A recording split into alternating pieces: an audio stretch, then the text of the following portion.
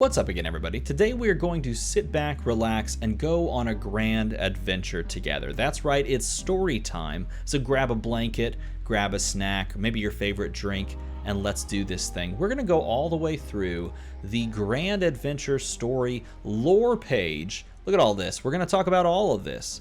All that was published on the December 26th, the day after Christmas, or for some of us, Christmas Day.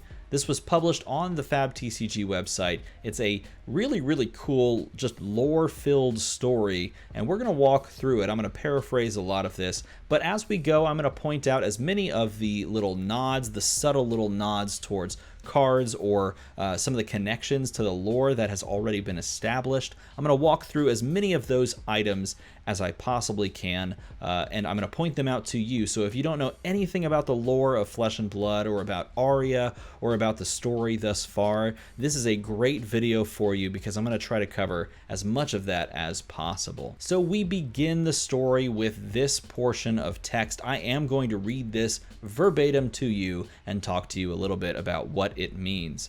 Lightning, ice, earth. The elements are entwined in turmoil. Good use of the word entwined here because it does harken back to the entwine sequence or entwine lightning, ice, and earth from the Tales of Aria set.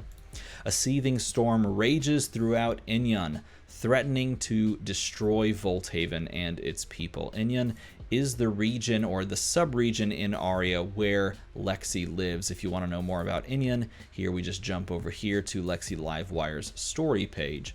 We scroll down a little bit and we see to the north of Corsham, far beyond Lake Frigid, and the endless plains of ice and snow, up the sides of the mighty fjords that reach up into the heavens, lies a realm that floated amongst the long white clouds. This is Enyon, the armory of the ancients. That's a subtle nod that we'll have to talk about later in the story. The training ground of champions. By the way, this is an area that floats. These islands all float because this guy right here, who is Euvor, the ancient of ice and lightning, his blood fell onto the shattered rocks and basically just supercharged them so they all float.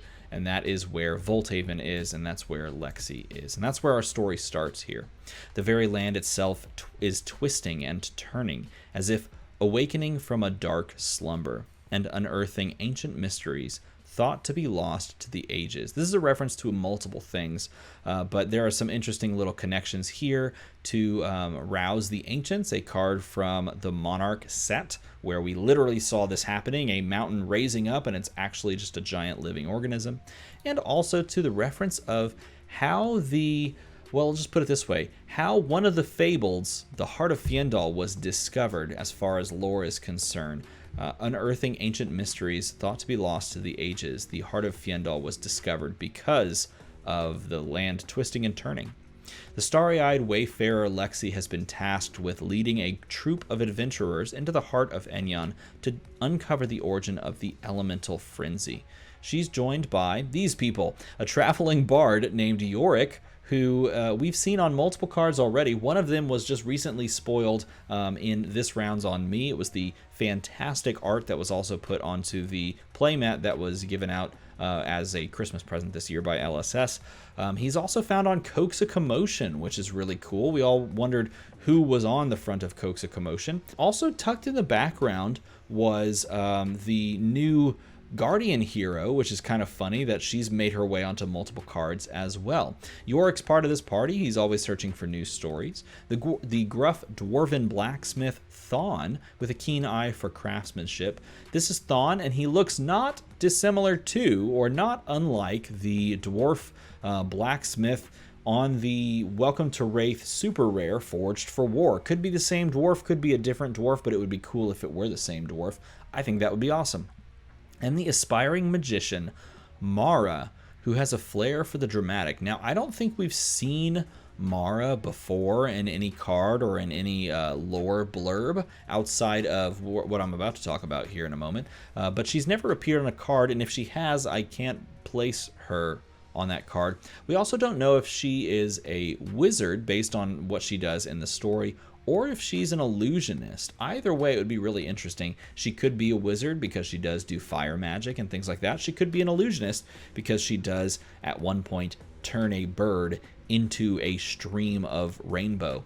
So I don't know. You tell me what you think in a comment below. Is she a wizard? Is she an illusionist? Or is she something in between, something else entirely? Could be. I'm looking forward to finding out. I hope we do get an answer on that front. Either way, she's pretty cool.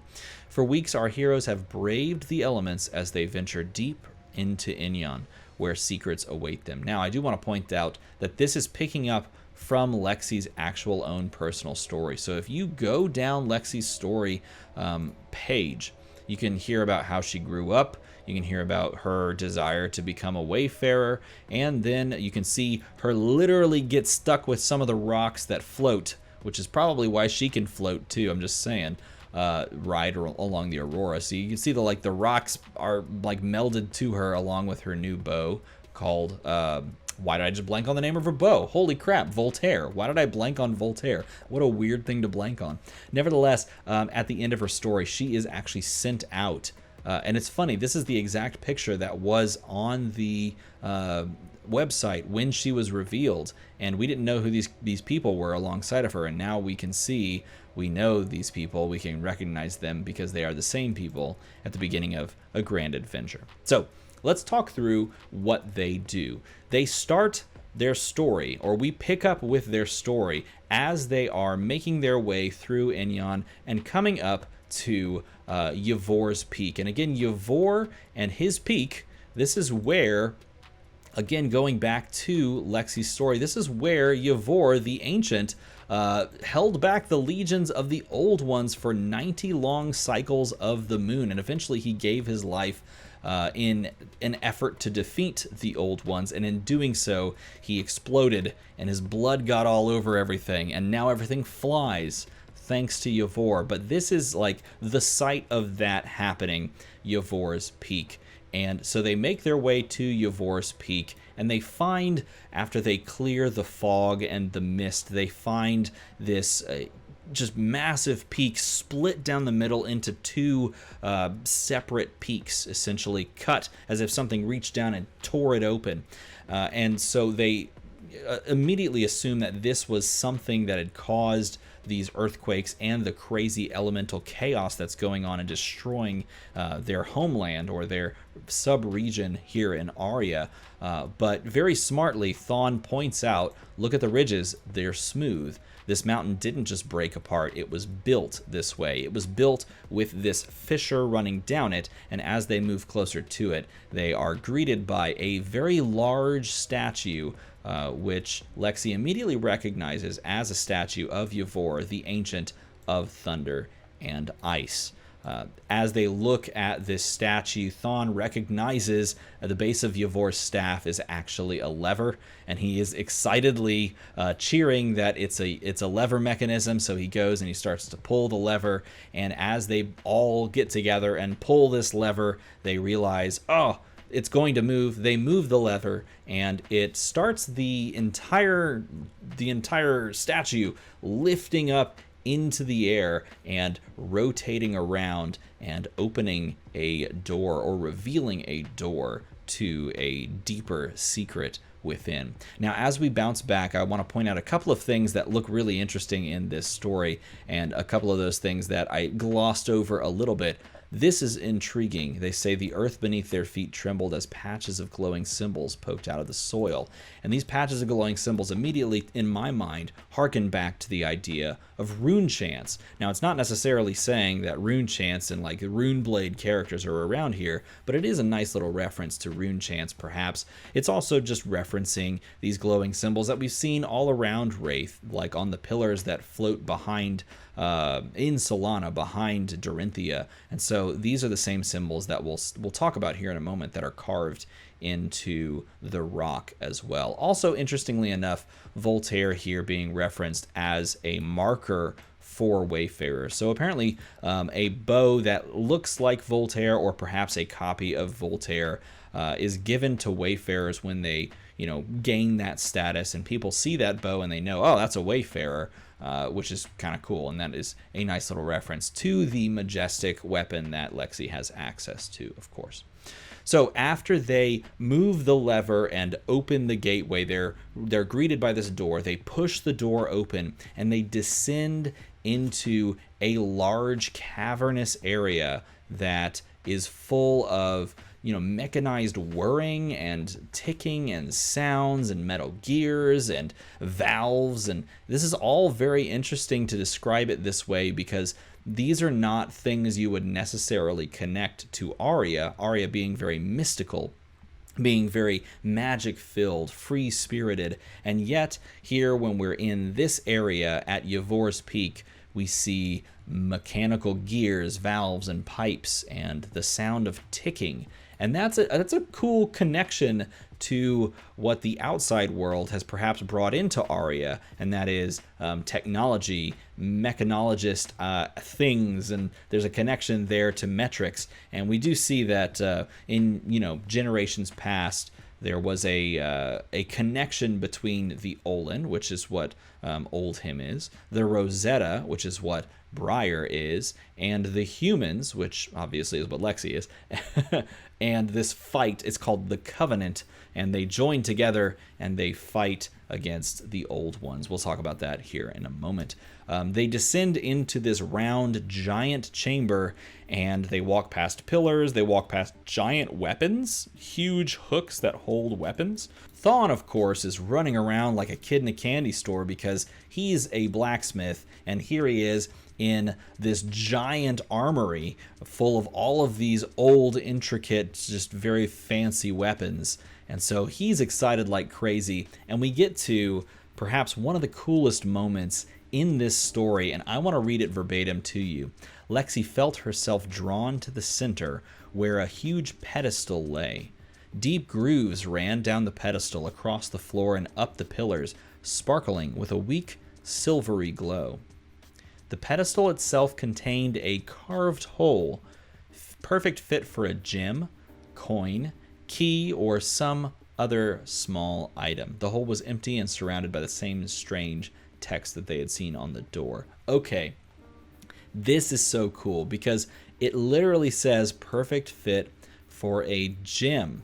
And there are multiple very famous, very well-known gems in Aria as this story is going on, or at least we can assume as this story is going on. There's the Heart of Fjendal, which actually was discovered because the flow swept past this cave that had been covered up for generations, and it revealed the opening of the cave. It removed all of the stuff in front of it, revealed the opening, and there was the Heart of Fjendal next to a lone tome or journal that described a guardian finding or being led to the tome of Fjendal. Sorry, not the tome, the Heart of Fjendal, being led to it, grabbing it, and then having it.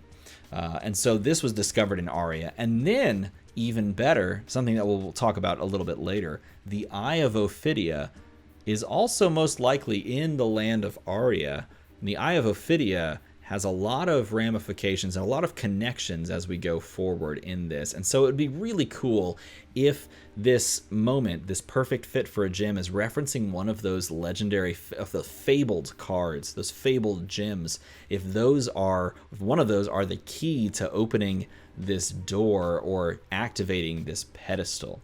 Scrolling down as we see, they move over to the walls of the chamber and they see this carving etched into the wall, and it's a very similar carving to the things that they've seen already. This sort of etching that reads very strangely. You can't really make it out because you don't know the language, and that's actually the situation that they find themselves in. They can't read this. They don't know these runes, but they copy it down into a leather-bound book. And their plan is to leave this place and to go and try to find someone that can read this text and figure out what it says. Now, this is a fun moment because we actually have a translation, or most of a translation for this, thanks to members of the community. So let me show you what they found out that this actually says. So here on the Flesh and Blood fan page, we have just a translation of this by Reese and his partner. They cracked the symbols. There have been a lot of people that have worked on these symbols and have translated like a bunch of different runic symbols on a bunch of different cards.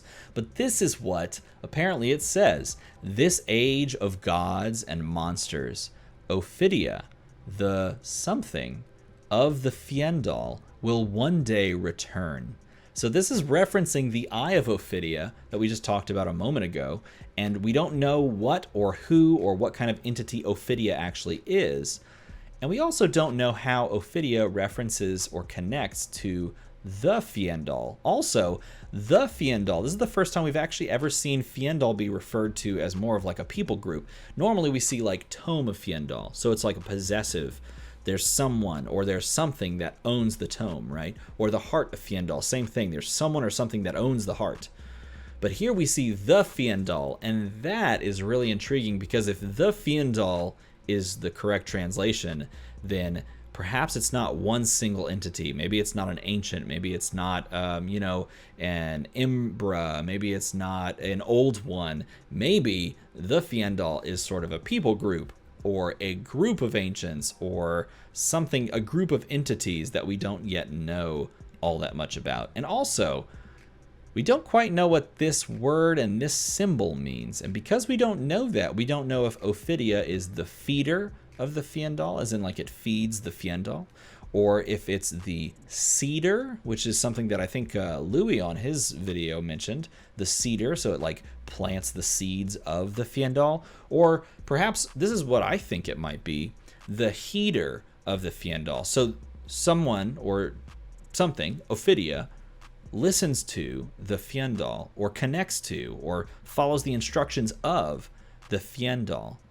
That would be really interesting. So either way, this is the translation that they are trying to desperately figure out because Lexi very much believes that whatever this says has just immediate connections to the chaos that's going on in Aria at this moment. So they leave the Euvor's Peak, they leave the area, they go back to Volthaven. People are scrambling around. There's things that's very chaotic. There's houses that are singed by lightning, buried under avalanches, and they go and they meet this guy. This guy is, what's his name? It's right here. Isolf, there's his name, Isolf. He is one of the oldest and wisest seers in the whole village. So here's a seer in the village. It's not the last time we'll talk about seers in this video, I'll just put it that way. He looks at the pages, doesn't know how to translate them, doesn't know what it means, but he recommends that they go to a place far from here where the elements converge and fate behaves in a strange manner. And here he's referring to the Corsham tree. The Corsham tree, which leads them all, or sort of like the centerpiece of Aria, and it pulls people to it. It can actually teleport you into Aria if you didn't know how to get there before or didn't expect to be going to Aria. So he encourages them to go down. Now, before we go into the next portion of text, I want to jump back to something that doesn't necessarily have connection to the main story, but is a really cool reference, or there's several really cool references, and that's right here. So this is back when they're inside the walls of the chamber and they see painted murals on the walls of the chamber after right before they find this scrawled up text.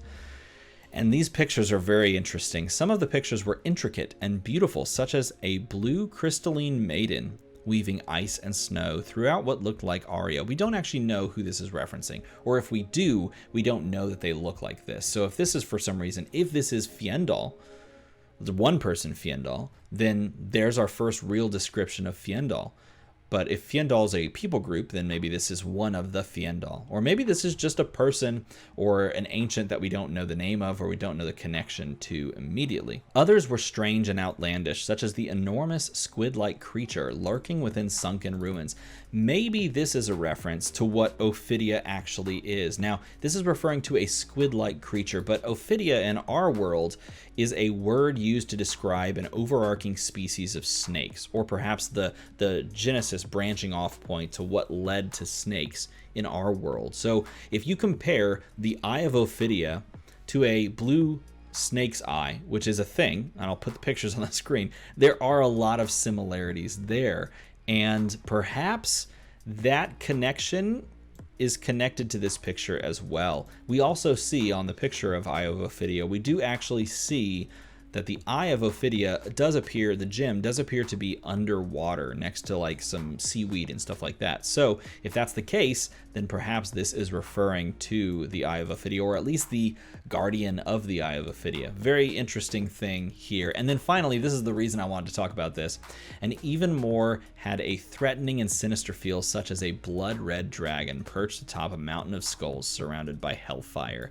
And this, to me, feels like a complete on-the-nose reference to the Dragon of Volcor, the Great Dragon of Volcor, which is said in myth and legend to have stoked the fires of Volcor and given wizards their power over Aether. And that is really, really cool, because if it is a reference, then this connects Aria and Volcor in a very real and meaningful way. So I wanted to point that out before we kept the story going.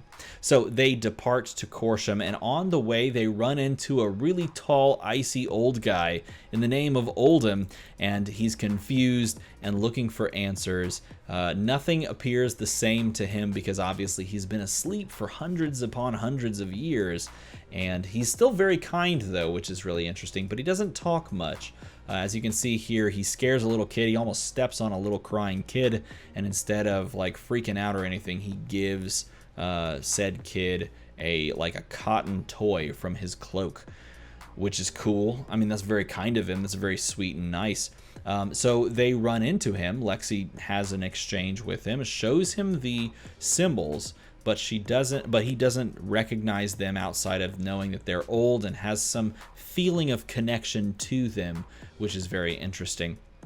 And so they ask to go along with him to Corsham, to travel together as one party, and he says they can only do that after he smashes the bard's instrument against just like the tree. He just takes it and chucks it against the tree, as you can see here. He paused, then reached out and snatched the bard's lute. He hurled it through the air, where it shattered to splinters against the tree. "Now you may join me," he growled and strode onward, which sucks for our friend Yorick, because that's like straight up his instrument.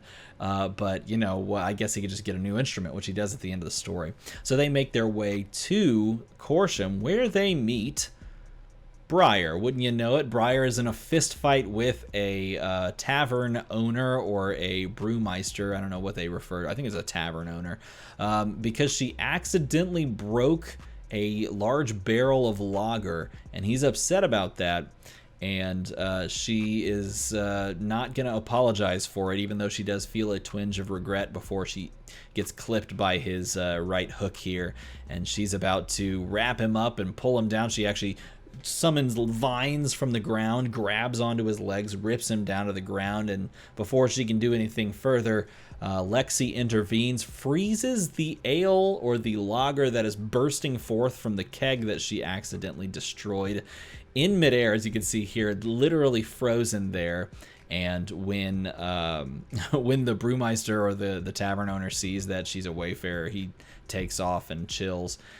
Literally chills, and they have a conversation where she tells this party of people that she's just met that she is a Rosetta. She's the first to leave Candlehold in a generation, since Davnir has released them. Davnir, of course, a reference to the ancient in Briar's story that is destroyed in front of her and the other Rosetta, which is protecting Candlehold. We also did earlier get a reference right here, actually, as well, get a reference to Eisen here sacrificed himself and froze the Olin. They froze them all blue, which is why you see these people right here being frozen right there. He just freezes everything, sacrifices himself, and stops the legions of the old ones. So all three of the ancients sacrificing themselves for their people kind of connects them up, which is fun. Nice little connection way there, and they all decide to go and take this tome, which she doesn't realize what it actually says. She doesn't translate it. She can't translate it, but she also feels the same pull and tug that the other two adventurers felt. And she says, let's go to the Queen of Candlehold. Maybe she can read it. So they go to the Queen of Candlehold, which is in Candlehold. Briar leads them in there past Corsham. And the queen is very like tree-like, sleepy, slow-moving, slow to talk. There's this really interesting reference here. By the way, this is a reduction of the picture that we actually see, of the art that we actually see on the embodiment of Earth tokens. Pretty cool little reference there.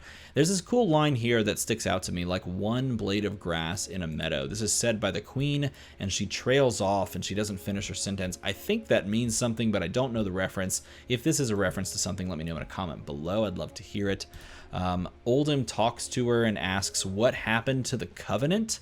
And the covenant, of course, referencing the covenant between the Olin, the Rosetta, and the Min, which is talked about right here.